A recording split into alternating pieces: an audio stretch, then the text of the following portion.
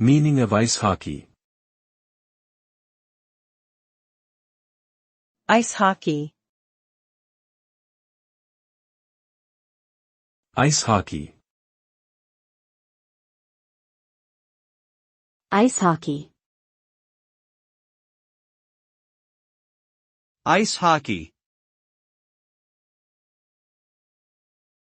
Ice hockey is a fast-paced and physically demanding sport played on an ice rink. Two teams compete against each other with the objective of scoring more goals by shooting a small rubber disc, known as a puck, into the opposing team's net. Players use hockey sticks to shoot and pass the puck, as well as to check or block opponents. Ice hockey requires speed, agility, and excellent skating skills, making it a popular winter sport in many countries, including Canada, the United States, and Europe. It is also a popular spectator sport, drawing large crowds to arenas and stadiums worldwide.